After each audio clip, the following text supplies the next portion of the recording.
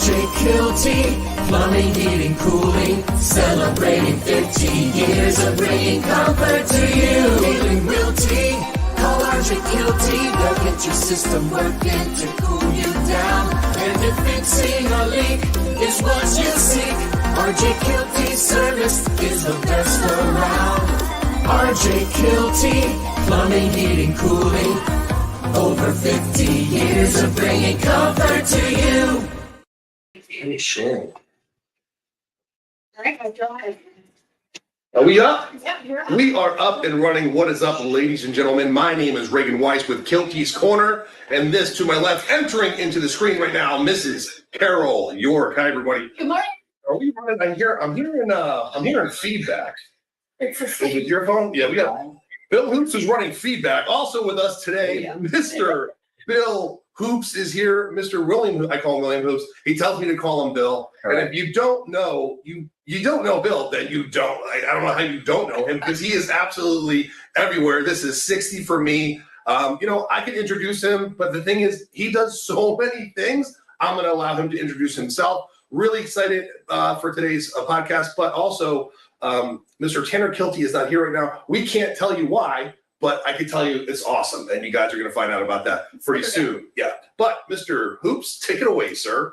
Yeah, so thanks for having me here, Reagan. I've known you about 6-7 months now, and Carol, I met you at the Hub Pro meetings. So my name is Bill Hoops. I own a couple businesses here in the county. The first one that I've had for the last 8 years now is called Florida Premier Girls Fast Pitch. It is the biggest, most competitive girls fast pitch organization in the Southeast United States. We started it in 2018 with one 12-team tournament, and has now turned into 40 events throughout the year, hosting thousands of young female athletes, allowing them to compete through sport and academics, and just getting better all throughout life. And most of them that compete will go on to get academic or athletic scholarships and be able to pursue their academic goals to start their life when they graduate. The other business I own is here stapled in Pasco County. I am the only independently owned franchise operator for Capital Tacos in Pasco County. I own the one in Trinity. There's several others: Wesley Chapel, Land O'Lakes, Port Richey, Brandon, Riverview. Those are all corporate stores. I was the first person to be allowed to buy into Capital Tacos. So I'm their first franchisee. They've sold about 40. Yeah, they've sold about 40 throughout the country in the last year that are opening over the next year. But they allowed me to be the first franchisee, and not only that, but buy into the home brand, because I'm sure you know Capital Tacos started 2014 in Land O'Lakes, mom and pop restaurant. Grew. They opened the Wesley Chapel store. Then they sold the brand to the gentleman that currently owned the company. And then over the last 5 years, they built that up to be able to start franchising. Yeah, I actually remember when they opened, and it was all the hoopla around here. I'm like, what is this Capital Taco about? So we took the trip, over to Land O'Lakes. 41, right? Yeah, 41. It was a little hole in the wall in a strip mall. And I'm like, It's amazing. and it's cool. Like, you got your little license plate. I'm like, what's this? And it was always so. They've never deviated too much from, I'm sure they obviously knew protocols, procedures, et cetera, to grow exponentially. But at the end of the day, kind of stuck to the roots, and the food's phenomenal. Your service is phenomenal. Every time we're there, friendly people. I know you do to-go menu, you do catering. You guys do everything. We do it all, right? And it's been a process and learning. I've only been a restaurateur for a year. I've never owned a restaurant prior to opening my store last year. Prior to that, I was in the Navy for almost 17 years. I was a chief petty officer in the Navy from 2000 to 2016. Came in as a supply guy, spent a couple years in supply, then went to recruiting and turned into a recruiting supervisor, and spent 13 of my 17 years leading recruiting teams, going into schools and homes and all of that. How many of those practices that you learned, by the way, thank you for your service. We're grateful. How many of those teachings and learnings have you brought into your everyday workaday world? Yeah, thinking that question. Listen, when you spend 17 years doing anything, right, you take that into your life, some piece of it. But for me, being a young kid who didn't finish high school, the Navy absolutely revolutionized my life. I went into the Navy at 19 with a GED and left at 35 with a master's degree, a family, a life, right? So those leadership skills that I learned in the Navy, and how to not only lead and take care of people, but how to take care of my family, how to take care of my kids, all of that transition. But I went through a process where I had to learn how to go from one adult job to another adult job that are completely different, right? In 2016, I got out of the Navy and I became a teacher here in Pasco County. I'm a licensed certified teacher in the state of Florida. And I taught civics here at Chasco Middle School for almost 4.5 years. Oh, wow. That's cool. I didn't know that either. Yeah. Mr. Hoops? Yeah. Mr. Hoops. Yeah, I was a great civics teacher. So getting out of the Navy, the next best career for me was, to go teach. My wife was a teacher for many years, so I saw what that was like.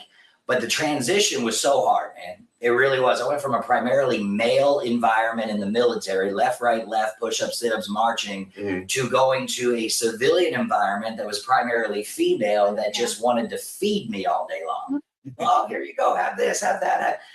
So over time, I blew up. I went from how I live now to 210 pounds. Absolutely just skyrocketed, got out of shape. When you leave the military, the thing that they never talk about is that transition. It's even if I wasn't the guy that I went 500 miles off the coast in the Persian Gulf in 2001, shortly after 9/11. I did a couple deployments like that, but never the guy on the ground, right? Because it was in the Navy, it was on a ship. But still, that transition, when you go from having that team every day to not, it affects you. It does all that. So anyways, that was that. I learned the transition from military life to civilian life. I was a teacher for a while, but, in getting back to my businesses in military life, it was great for me. I got to move every 3 years. I got to continually advance. I got promoted 5 times in my first 6 years in the Navy. And then a little bit of a wait. It took me 7 more years to make chief. But after that and going into the civilian world as a teacher, you got to love it. You got to be there for the kids, because unless you go get another degree to be a principal, there's no room for advancement. That was the hardest thing for me. Like, I could help 1 million kids' life, but my paycheck couldn't go up. I could help 1 million kids' life, but I couldn't advance into. So when you go from a place where every year you're taking a test for promotion, you're being evaluated, you're being graded on the way you walk, the way you talk, your military bearing, your fitness, your performance, your job, your skills, to now just, here's your room for the next 20 years. Yeah, it makes you feel like you could, there's room to stay complacent. And when we're in that top 1% mindset, we want to always be continuing to have something to look forward to grow to push towards, so I get that for sure. Yeah, so I'm teaching, and, I call it, I heard this the other day in an Andy Elliott podcast. I heard it's called moving positive in the wrong direction. That's right? so easy. Yeah, so I was moving positive in the wrong direction. I was coaching middle school basketball, coaching volleyball. I was the announcer for the football team. I mean, if you know anything about me, when I do something, I'm all in. Clearly. So I got into the school, and I just enveloped myself into the school, but I found ultimately, I kept asking myself, is this it? Is this it? Is this it? What more can I do? Is this it? Is this it? I'm going to segue this. What's your thought process? I know the answer, but I want to know, what's your thought process on wanting more? Because at the end of the day, a lot of people talk about gratitude. Be grateful where you are, be grateful for what you have. Yeah. And is it okay to want more? And I want you to. Yeah. So I think it depends on what your want is. Okay. Right. So for me, my want is to build. It's not I want a better car. It's not I want a boat. It's not I want. That's a bonus. That's right. Those are things. Let's just come with it. I believe that money is a byproduct of doing a good job. Mm-hmm. If you wake up in the morning and you go, you know what, today I'm gonna make that money. That's a reward of doing. You're probably not. Yeah. Right? I used to think that way, especially my 20 arrogant young Reagan. Make that money. You got to go sell. But that it doesn't bring you happiness. It gives, for the ego-driven salesperson, which, by the way, you want an ego-driven salesperson on your team, but eventually that just dissipates over time. So I can take you back to 2013. I'm sitting with a guy named Senior Chief Tianco, and I'm high wired. I'm saying recruiter of the year, right, doing all these things, leading all this stuff. And he says to me, explain the word humble. I didn't have a definition. I literally, it was the first time I've been stopped in my tracks. I didn't have a definition. So I went and researched that word and figured out what it was. And over the last umpty squat years, that's what it's become. So I think it's okay to want more depending upon what your want is. Like Like, I'll use a couple examples. Children. I don't want any more children, but I love the ones that I have, right? But what I want is a better, closer relationship with them. I want to understand them better. I want them to understand me. I want to not put all of my trauma on them, right? So that they, you know, that's a want for me. I don't want another wife. I absolutely love the one I have, right? Unless you live in Utah. She's my girl, right? I don't want another softball business, but I want to make sure that that thing runs like a streamlined train, and there's no other business in the softball world better than mine, right? I don't want another. I do want another taco business. I want to own another, 3 or 4 more of those. So I think it's okay for me. The one is to build, right? I've set up this team. I'm helping this community. I have employees that are thriving. I set up my restaurant, which gave me an anchor here in the community. It's taken me a year, but now I have a leadership team. I have a management team. I went from being there 90 hours a week, which if you plan on opening a business, you better be ready, not only invest in your money, but invest in your time, invest in your relationships, get your relationships ready to go before you go, because you're gonna have to put them on hold for a while. This last year has been an absolute whirlwind. Right now, we did well. Capital Tacos and Trinity did very, very well this year in our first year, but it wasn't without 90 and 100-hour weeks.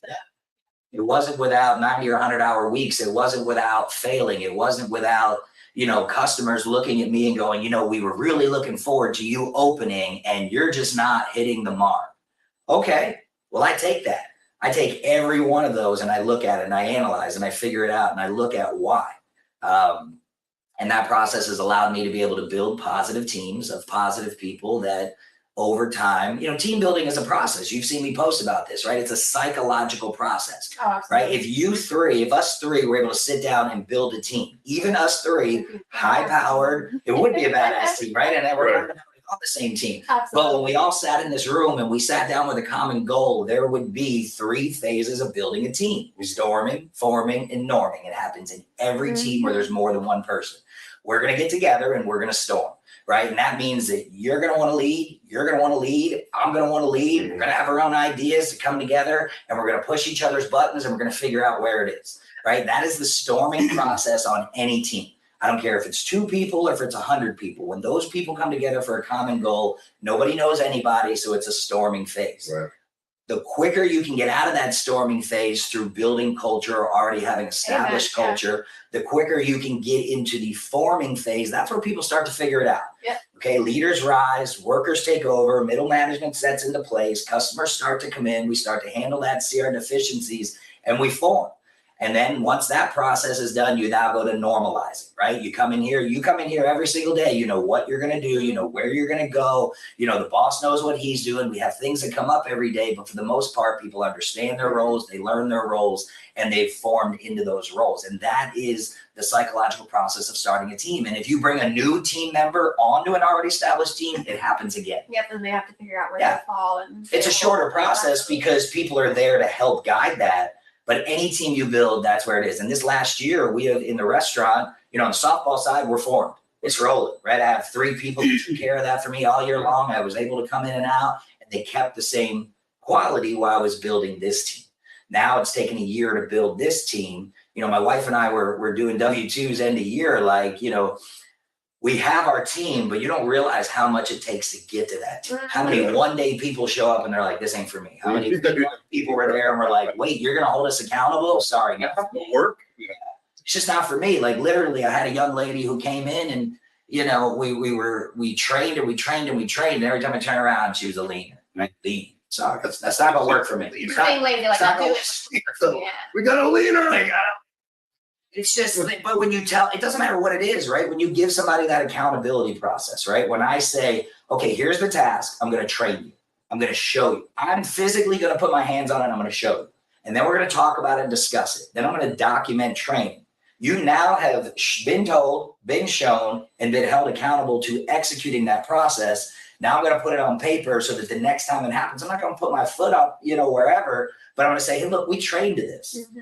Now I'm gonna, here's your warning. Now the next time we have to take administrative action, we have to do all that. Most people I've learned in the civilian world, they don't get past that first process. They dump, they leave, they roll, they're gonna go find the civilian place.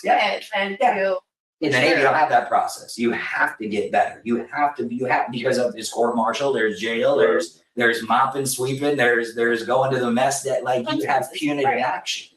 So I got to do a stop rewind because a whole bunch of stuff just happened. You're very dynamic, buddy. And I know like we've talked, private here and there in text. And the truth is we really haven't had time to honestly sit down. And this is the first time in front of me and on camera, and I don't care live, like you have a very dynamic personality and it's contagious. Like it's 100% it's contagious.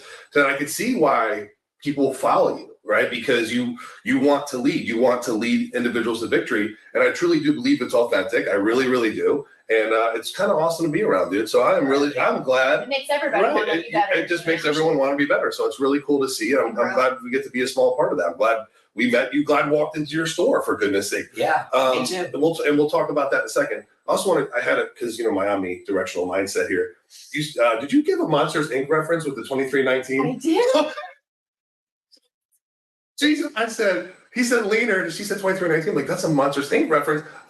She grew up watching that. I just watched it with my kids. That's why I know that. Okay, good. Got that out of the way. Had to get that off my brain because ADD just kicked in and I caught it. All right. Second thing is, or third or fourth, wherever we're at. I really, really, and I don't want to use the word envy, but I'm going to use the word envy. Yeah. Your relationship that you have with your significant other, your spouse, your wife. Man, I love this one. Dude, listen. But here, let's. Tanner knows we can talk truth on this. And we're just going to talk truth on it because it's okay. We're unfiltered here at the Kielty's Corner. There's a lot of people that just put posts and I came home to the love of my life. Stop. Just stop. Yeah. You hate that person half the time of your life. And there's a lot of that bullcrap that you see. Dude, it's a true, genuine relationship. Your wife's there for you. She's supporting you. She showed up at events that you were speaking at. She showed up to networking events. Yeah. You guys are always piggybacking off one another. And to see that support is pretty awesome, dude. Yeah, so you get to see the end result of 21 years of hard work, right? My wife and I have been separated twice, right? We almost got a divorce back in 2005, so yeah, I mean, and I'm not afraid to share that story because somebody watching, may help. I grew up in a very toxic house. My father committed suicide when I was 13 years old.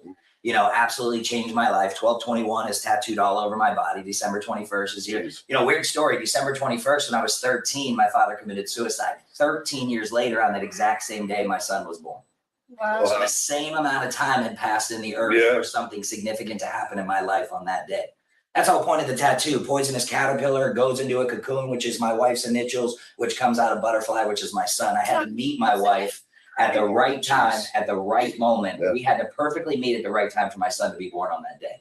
So anyways, rewind, toxic relationships grew up. My mom was a great mother, single mother, married and divorced a couple times, did absolutely everything she could do to take care of me, right? But that's why I left high school and that's why I had to go work. And then I joined the Navy and I took every bit of toxic everything into my marriage because the way that I grew up was, I love you. I'm sorry.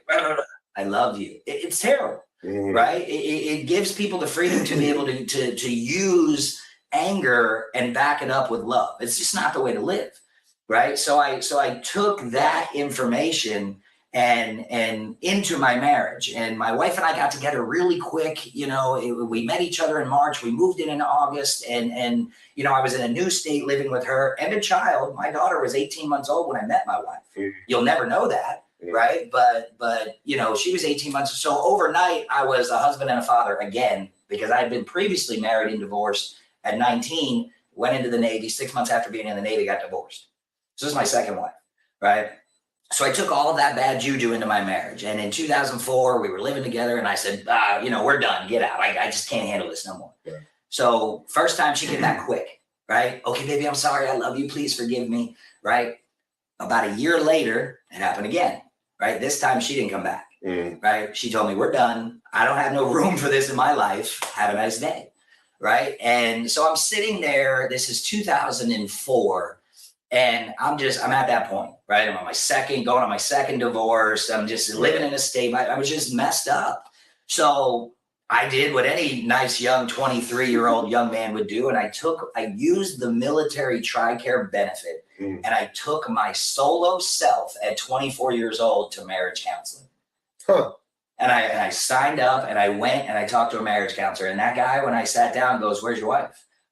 I said, "I don't know. I haven't talked to her in 2 months, but I don't want my third wife to go through this again. So I need to get fixed. Wow. I need you to help me It learn." takes a lot of humility and humbleness to Yeah. be able to accept and admit that you need help. Yeah, Absolutely. and I did, and I went through that. And what I started doing was just writing her letters. This is what I'm doing. This is what I'm going through. I hope that you can forgive me for, I never did anything crazy. What was It was your just shortcoming? it was just verbal.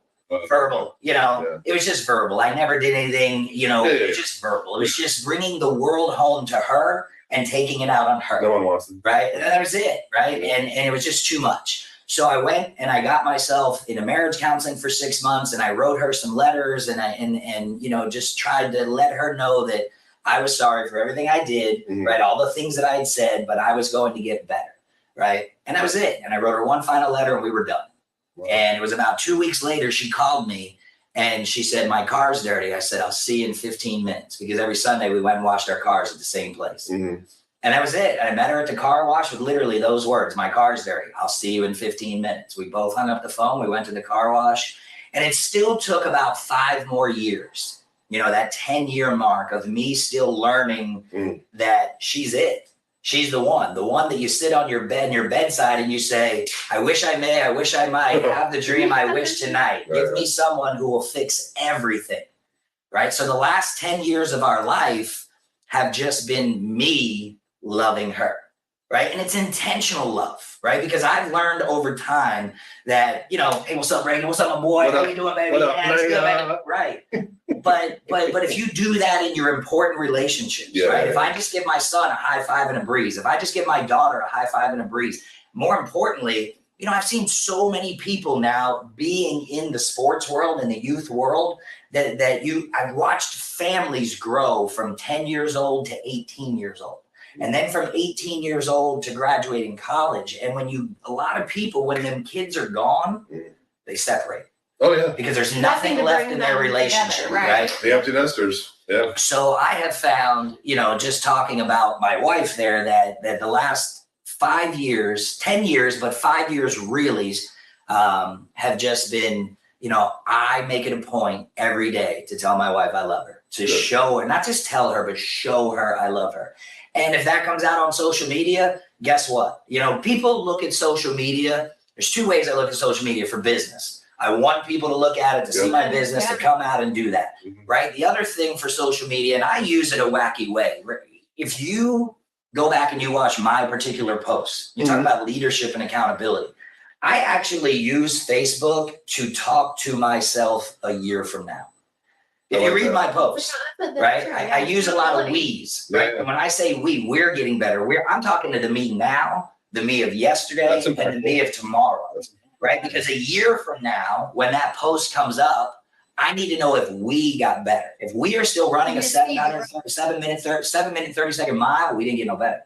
If we are still only at XYZ in sales, we didn't get no better. Right? If I'm still at 5,000 people that I'm impacting, I didn't get no better, right? If I went back up in weight and my body fat isn't down, I didn't get no better.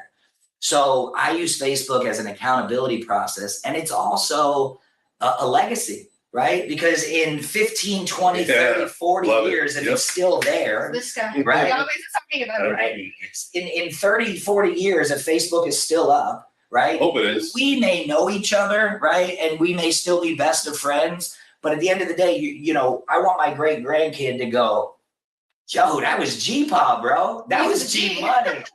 He's old school." I talk on that often. I say we are the first generation where our descendants 200 years from now will understand why they tick the way they tick. Yeah. Like I want to know, listen, I know I'm a big part of who my father was, right? Yeah. And there's bits and pieces of me and the mom that's in me, but somewhere down that line, there's you. Again, I just want to find that person. So it is absolutely amazing. I'm like, yeah, wow, look what my great-great-great-great-grandfather did. Right. Look what they did in the community. And look, I love the legacy. Yeah, I mean, when I look at pictures of my great-grandfather, I have a picture of a guy doing this.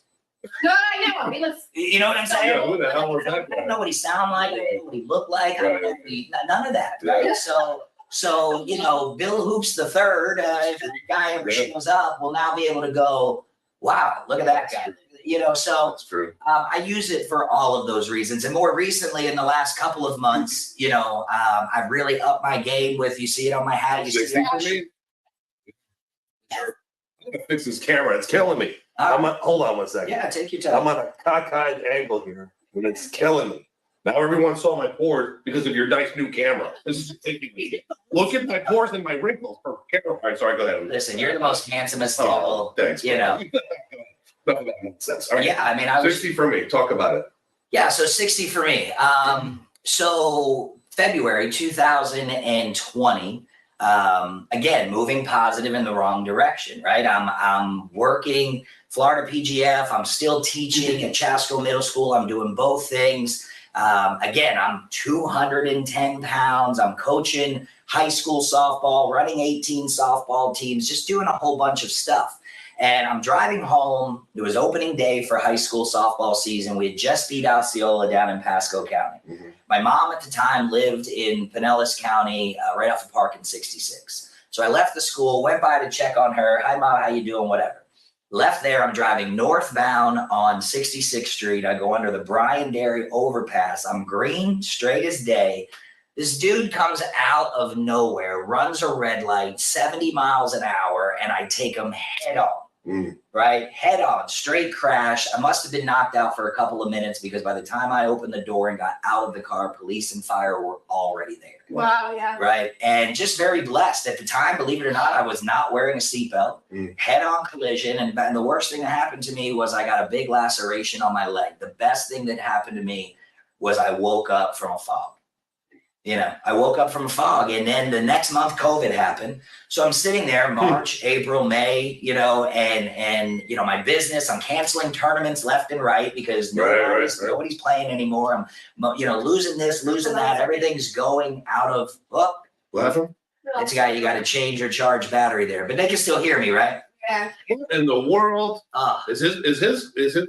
You want me to just sit on Reagan's lap? You know what? Let's since your camera's off, is my camera still on? Yeah, we're just gonna move cameras. Shift over. Is he coming over here? He's gonna switch over and I'll come in the corner. You can. When I shift, listen, this is leadership. Guys, listen, this is here we go. Oh, this is a prime example of how business runs. We're adapting. Things are going to happen. We are adapting right now. All right, finish your story. Go ahead. Yeah, so 60 for me, right? So we're February, March, April, May. Business is not doing well. Things are closing left and right. Hey, big boy, just why does he have to go with the big boy? I don't understand. Call me never call him. You never So May of 2020, I'm sitting there and I'm in the house. I'm in the house. I'm in the house. I'm 210 pounds in the house, sitting there, hurt, in pain, can't go nowhere, can't do nothing. I'm going nuts. Right? I'm a rabbit, right? In a cage. And it's absolutely driving me crazy. So I said to my wife, look, I got to do something. And I got what I call Forrest Gump syndrome, and I went running, right? I just got up and I started running. And that first mile, man, I've been out of the Navy 3.5 years at this point, always in good physical shape. And that first mile was 15 and a half minutes. 15 and a half minutes running a mile, right? And it wasn't even a run. Start, stop, start, stop. Were you briskly walking? No, I was chunky boy waddling. That's what I was doing, right? And it was hard. And the next day I got up and I did it again. And the next day I got up and I did it again. And, I got that military mindset back. I said, if the world is shut down, I'm not going to be anymore. Right. And, June, July, August, we opened back up for softball in June, right? Because it's outdoors and the governor opened youth sports. So business is starting back up, and business actually started to thrive. Yeah. Because we were the only state open doing outdoor events. So everybody from across the country came to play our tournament. So anyways, the mantra for 60 for me, I just kept posting, 60 minutes a day. Hey guys, I got my hour. Hey, I did this. Hey, I did this. Hey, I did that. And then one day I posted 60 for me. I need 60 minutes a day for me. And then that tag just kept going.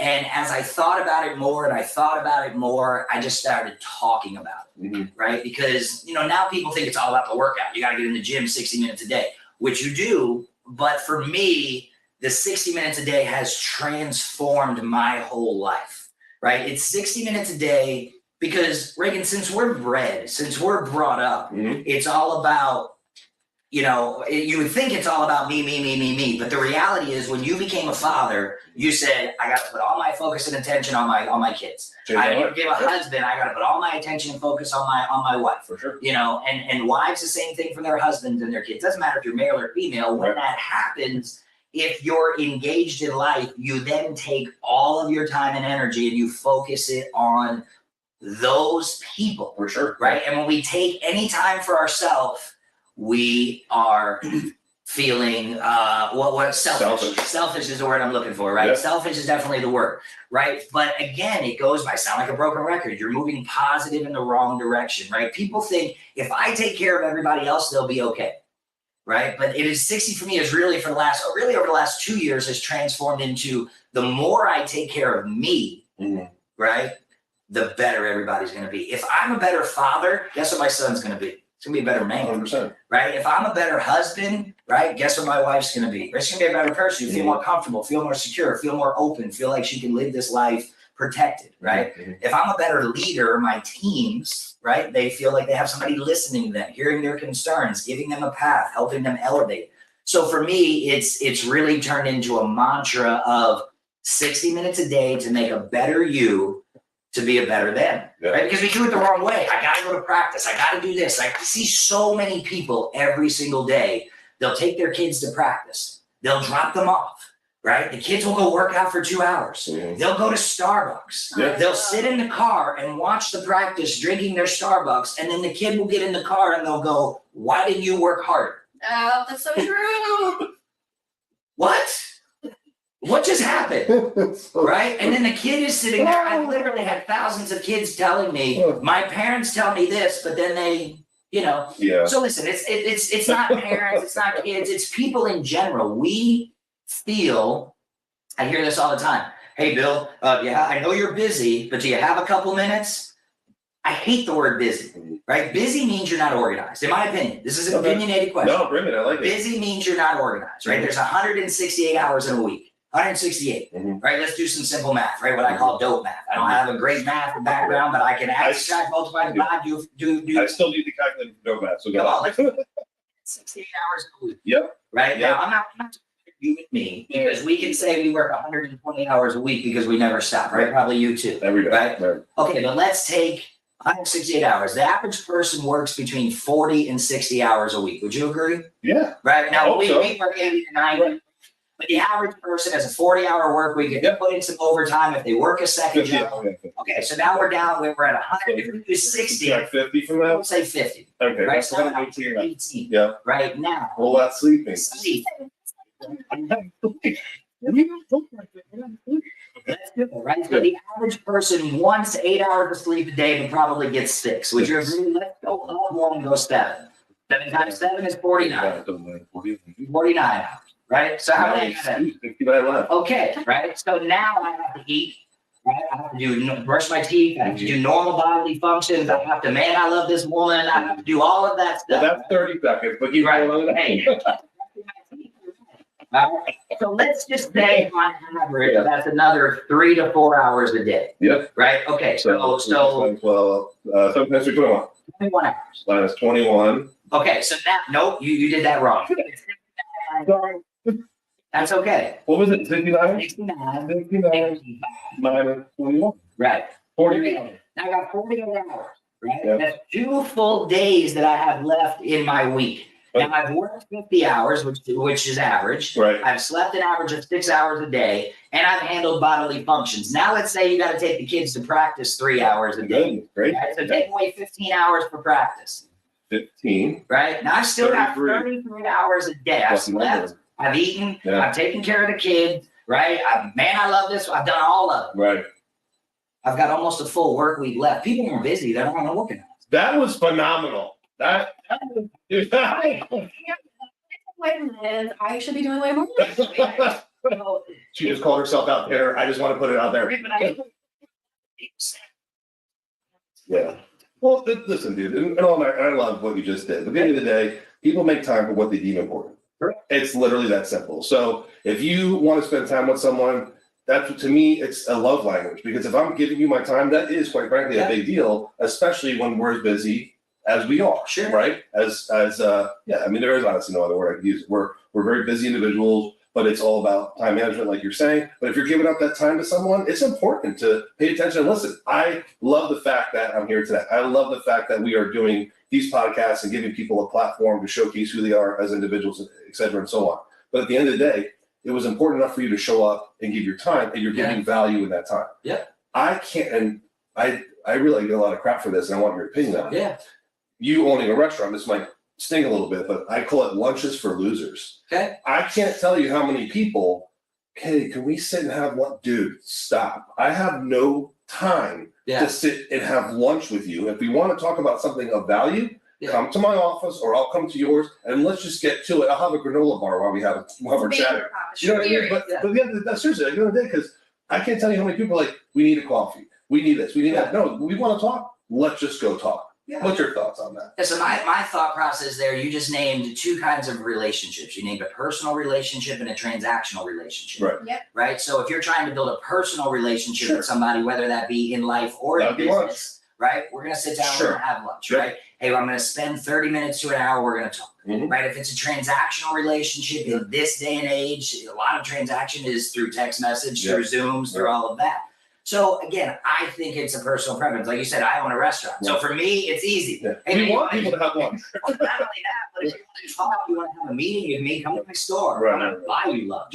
Right. So it's a little bit different for me. And yes, everybody loves lunch, right? So, but again, I think it's just personal. Like, I love you. I love your brashness. I love the way you're just, that's not quite my style, but I think we're both effective in what we do, right? I would say, you say lunch is for losers, and I'm guessing you say that because it's a time management. We're just sitting there wasting time. And it's fun. See, I love how you work. See, that's what I get hit with, because I don't articulate it enough. Like, oh, we're going to say lunches for losers. No, it's because of time management. I don't have the time to do it. That's what it means. And it's right. It's a brashness thing, and either you take that or you leave it with me. Right. It's okay, because 9 billion people in the world, you only need 2,000 to like you in order to be a successful person. Yeah. Right? We spend so much time chasing 9 billion people, we don't spend enough time finding our craft. Can we comment on that for sure? So for the longest time, I've always, forever, and I'm 45 years old now, and I'm in a position to where I can just speak my mind. I won't do it on this, Tanner, because I love you, but I'm going to, and I want to respect Kielty's Korner. But for the longest time, and I'm sure you guys are like this too, we are tribal people, like no BS. Yeah. And we want to fit in, right? Everyone wants to have a place and wants to fit in. Yeah. Reagan really doesn't fit in to a lot of places. So I decided to create my own space to where I would, fit in with everyone that I choose to fit in with. Yeah. And at the end of the day, you said you need 2,000 people to be successful, whatever the case is. You know what I found out? One person can change your trajectory in life. Yeah. One client, one individual. It could be something they say to you. It could be, or a client, hiring you, or me getting a new client that literally changed the trajectory of my business or my path in life. So I've realized that I am not going to please everyone. Yeah. I am not everyone's cup of tea. And I think you kind of have that same philosophy. You just speak. Yeah. You speak and you speak. And you speak a lot. I can't even get a word in on this thing. But at the end of the day, I don't want to. No, I don't want to, because this is what we're supposed to be here at Kielty's Korner. It's supposed to be, a way for you to convey your message out there on top of your own podcast, which I want you to talk about here in a second. But at the end of the day, truly, like, I always felt like I want these people to like me. Yeah. No, dude, I just need that one to get to where I need to be, and then so I can help other people. And that's how it works. Yeah, and I mean, listen, I agree with that, right? One person can change your directory. Look at your shirt, right? You made one comment. This is a great. You made one comment, one person saw it, and now you've brought yourself to another brand, right? So yeah, I think all of that is one person can change a trajectory, but at the end of the day, when you're talking business, unless that's a billionaire repeat client, you need about 2,000 people in the world to continue to invest in what you're doing in order to be able, I serve 100, people a day in my store, times that by 362 days open. That's how many people I need in order for that store to be able to maintain, right? So you have to have a network. That doesn't mean that everybody in your network is going to, you and I have been in the same network for a year, but we haven't spent a whole lot of personal time together, right? We made a plan that that's going to happen more in 24, but it's happening. It's happening. We're going to take you. Let me ask you a question. Do you think that you speaking the way you do, just about life in general, can that affect do you think that would ever affect your business because of how outspoken you are? Yeah, I love that you brought that up because, big fear, right? Big fear because, both of my businesses are so different, right? Like in the softball world, it's easier to speak your mind because more people know me, right? That business is more, even though there's transactional relationships, again, teams start playing in my events when their kids are 10 years old. And I've been open for so long now that those 10-year-old kids are now graduating high school. So I have watched, tons, thousands of kids go from playground kids to playing at the University of Florida and a national All-American, right? So when you have those personal relationships, and that's a lot about what 60 for me is too. I'm starting just a team, more off the field coaching, helping people elevate their life through this. But that's more of a personal relationship business, right? Hi, how you doing? Hey man, how you been? How's the kids? How's wife? Great to see you. I haven't seen you in a couple of weeks. Where you been playing at the last couple of weeks? Right. Man, Jenny's really looking good. Love that swing. It's more of a personal relationship, which just turned into, hey Bill, man, I love the 60, man. It really changed my life. Hey man, I've seen you in a couple of tournaments. You lost 20 pounds. Yeah, man, it's at 60. Keep going with it. Now I want a shirt. Right. Where tacos is really minus a small few select people that come in 2-3 times a week that I know their names and we're getting to know each other.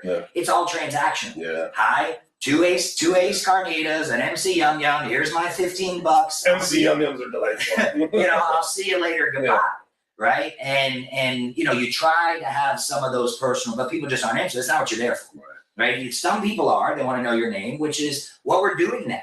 Right. I'll tell you, I give a lot of credit to what your team does in the hub, right? Like I'm loud, dynamic. I'm not afraid to talk to people, but think about, and I know you don't have time, right? But if you have some time during lunch one day, go and on your laptop and go look at my profile and just go back a year ago, go back 2 years ago, right? You don't see what I'm doing in the last 5 months. Right. And you know why you see more of what I'm doing in the last 5 months? Because you're doing it, Tyler's doing it, Marcia's doing it, she's doing it, and Ryan's doing it. And I've now put myself around a group of people that are doing it, right? And I'm watching their businesses do better. Yeah. So then why wouldn't I? Right. You know what I'm saying? I'm already loud, I'm already dying. Look, greatest app in the world, Cap Cut. Greatest app in the world. Just give them a shout out. So kind of basically, like, what I hear a lot, I'm gonna use your little. I'm gonna use your prop here, the Shucky Ducky. Yeah. But I feel like a lot of people talk to me and they're like, Reagan, I was right there and we met, and now I'm doing my videos, and now you pushed me over the edge to do that. And I think that's a big part of what we do is giving that inspiration. Be like, everyone needs to hear your message. I feel that because of. I don't want to say you came out of your shell, but you came out of your shell. Yeah. Like on video anyway. Correct. Look how many people that you've inspired now. Yeah. In just a short amount of time, and you're just getting started, brother. Yeah. And you're like me, we're a little bit older. I feel like we started later in life. And Carol, the things that you get to learn now from these old fogies, right? That you get to be able to do, but look what she's already changing people's lives and implementing things, and not just in here at Kielty, but in their own other industries as well. So it's pretty impactful, dude. I love it, and that's a big part of legacy as well. Yeah, no, it is, and the I've always been a confident guy, but there's always been that fear, right? Sometimes you can say too much, right? The first person to talk after negotiation rules are set on the table typically loses, right? Sometimes you can talk your way out of things. Right. And so I had that mentality of BGF is doing well, tacos are doing well, let's keep people informed. But now, I have the mentality of I'm all in, right? It's that next level. I now own 2 businesses. Those businesses have to be, and they kind of all tied together. For Capital Tacos from January to June was amazing. From July to December has kind of been, I have to market. I have to get out there. Why do you think that is? Well, it's economy, right? Yeah. It's what happens when the new wears off and the old shines through, right? You know, when you first come out, everybody wants to know who you are. And then after that, you have to keep them going, right? Yeah. Like, you know, if I paint one house, the person sees it, great. But if I don't keep marketing, the guy 4 streets over isn't going to know I painted those guys' house. Yeah. You know what I'm saying? So yeah, I just think you have to keep engaging. And then as I get older, because like you said, you're 44, 45, I just turned 44, you know, so as I get older, my give a care factor of now there's 2, right? There's a give a care about people. I care about people way too much that it keeps me up at night, right? But the give a care to I care about the people I care about those 2,000 people, and that can turn into 3 and that can turn into 4. You've seen me post it a couple times. Whenever you do something different, whenever you want to do something, there's the people that are around you are broken down into 3 groups, right? There's those that will laugh at you. Right? This guy doesn't know what he's doing. Screw this guy. Yeah. You know, who does he think he is building a network of 40,000 people? He has no idea what he's doing, right? And then you have 30% that jump in. I love this guy. He's amazing. I love what he's doing. I love what he's saying. I love what he's talking about, right? So these are the people you'll never touch. These are the people that are automatically on your team and you can really not do anything wrong, right? And then it's the other 40% that you're going, here's what I got. Here's what I do. Let's change your life. Great. Come join my team. That's great. Right? So you have to keep marketing and impacting and doing all of that. Oh, we did? Really? Holy cow. Listen, we're fine. But before we wrap it up, I got a really cool announcement that I get to make. All right. This is pretty cool. So Tanner just texted me. So I would like to congratulate the Kielty family, everyone involved. Tanner Kielty and his lovely wife just had a baby girl. Congratulations to them. We're excited. I'm like teary-eyed for them because it's nothing better than having a baby girl. And the name is Carol Reagan Jr. I'm just joking. That's what I'm saying. I love this. Carol Reagan Rod Mary Jr. No, the name is Piper Jules Kielty.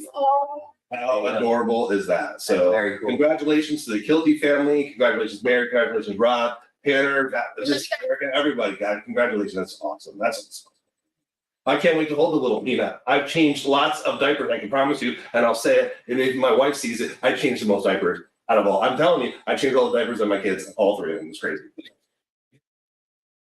What's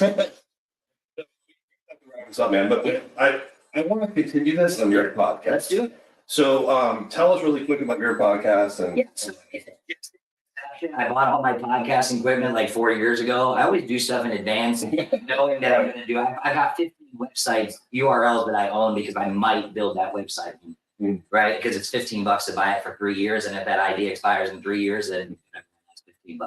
So now I am starting a podcast. It's about 60 for me. It's about coaching. It's about life. It's about telling these stories. It's about empowering people to be better, live their best life. It's about business owning. It's about entrepreneurship. It's about being a father. It's about being a mother. It's really just about life and whoever wants to come sit in a chair and tell a story and get better. He's gonna be viral one day. I can feel that. no, seriously, yes, I feel like I get it. I get it in my skin. It's awesome. Well, if you want me to go viral, you can follow me on Facebook. On Facebook, it's just my name, William Hoops. I got the little blue check, so you know it's me. It's open to anybody. All you have to do is hit the follow button. On Instagram and TikTok, it's Hoops1221, HOOPES 1221. And on YouTube, it's just 1221 Media. Nice. That's my socials. We're getting LinkedIn kicked up and all that, but hey, listen, man, I appreciate it, right? And I know you don't get a lot of public praise very often, and I know you don't like to be praised in public. But I will tell you, you know, I don't know everything about you. I've known you for 6 months, right? Well, a year. You're coming up my restaurant, but I've really gotten to know you over 6 months. And, you know, everything that I've seen has been direct and it has been hard and it has been clear and it has been precise. And, you know, people are going to like that and people are not going to like that. The 30% to 30%, right? You know, while you said, hey, when I met this guy, I was a little skeptical, you know, you're part of my 40%. I want to see what this guy's doing. I want to see, I'm not on board, but I'm not off board. Let's see who he really is. Let's see what his real character is, right?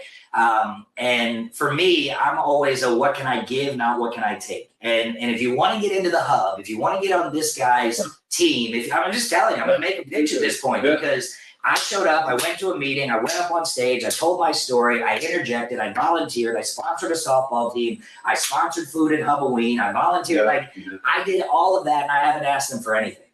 I haven't asked for a share, I haven't asked for a like, I haven't, because if you feel that I warrant that, my work will speak for itself and you'll bring me in.